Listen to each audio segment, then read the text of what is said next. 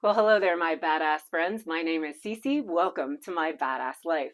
Today, we are going to talk a little bit about how to talk to cancer, how to speak to cancer, because lots of people have asked me how I managed to maintain the attitude that I took throughout the cancer journey, which was mostly positive. Obviously, as you've seen recently, we all have our days.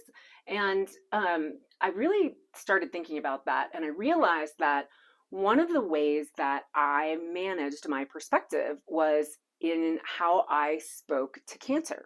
And so, for example, when I got diagnosed with cancer, that is exactly how I put it all the time. I always talk about when I got diagnosed, not had it, have it, anything else other than when I got diagnosed, which meant that mentally I never completely owned that it was a part of me and that it was going to stay with me. It was always something that I got diagnosed with, that I could get rid of, that I could just kick its ass right out of my body, right?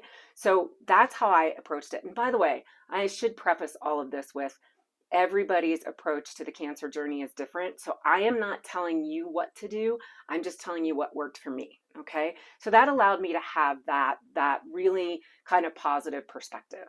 Now, the other thing is I am also a firm believer in the mind body connection to illness. And in my case, I knew immediately after I got diagnosed. I also had a conversation with a friend of mine who happens to be a therapist and a very holistically inclined therapist who's very schooled in some methods that other people may not use and may not recognize. They're not necessarily mainstream. And he said to me at that moment, he said, you know, that colon tumors are always related, almost always related to anger or grief. And I went, oh my God, that's totally spot on. I knew it as soon as he said it. So then I knew that I had to find a way to fight the cancer by really engaging differently. So the very first thing I did was I named the tumor. I named it Arnold. It is not a tumor. Because initially we thought it was going to be benign Betty, and it wasn't benign Betty. It ended up being Arnold. And so I named it. And so then every time I referred to it, depersonalizing it there, it was Arnold, right? It was Arnold. And Arnold was definitely not a part of me. Arnold needed to go. And so that's how I looked at things. And then one of the other things that I did was, even though I completely depersonalized it, I didn't entirely own that it was a part of my body and a part of me. I did accept that something that happened between my head and my heart and my gut wasn't connecting. And I recognized that I needed to have, you're going to freak out at this, a little compassion for Arnold, because I realized that at some point along the way, Arnold was probably my body's way of trying to protect me from emotions that I either couldn't deal with, hadn't been dealing with, or thought I had dealt with, but really hadn't.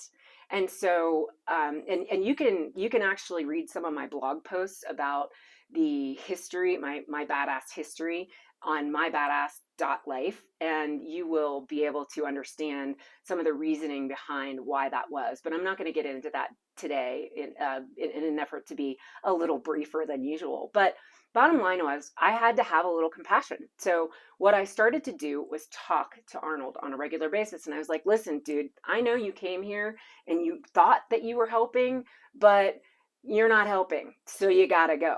It's like, you can no longer have a party in my body without my permission. You got to go. And I did that on a daily basis. And I also added some really strong meditation and visualizations around ridding the body. Notice I didn't say ridding the body of cancer. And so, and I started reading and I started doing these daily affirmations, and I did often communicate. And at one point, I remember saying to my radiation oncologist, I said, I'm just going to poop this thing out of here. I want you to know that. And I can honestly swear to you, I could almost tell you the day that that happened, I happened to have some really, really severe, unusually severe radiation side effects. And so basically, I had diarrhea for a month.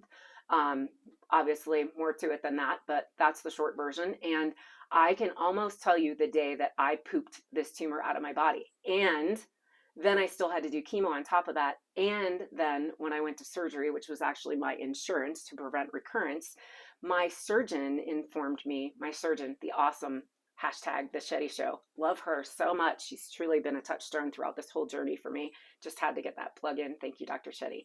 And she said it was just like this dead, it was like a dead bed of it wasn't, there was no tumor anymore. We were resecting where the tumor had been, but there was no tumor anymore. So I am quite certain I pooped that sucker out. So again, your journey has to be yours. Your approach to it has to be yours. But I really, really wanted to share that piece of my journey, that idea of really not just fully saying I have, or or claiming it as mine, because that wasn't mine. It might have been in my body for a short time, but it's gone now, and it's going to stay gone. That's the goal. So I hope that helps somebody today. Thank you for being with me. Thanks for continuing to follow along. And please, unless you want me to keep making up my own topics, please comment and tell me what you want to hear about. Thanks. Have a great day. How do you talk to cancer? Share with me in the comments. Thanks.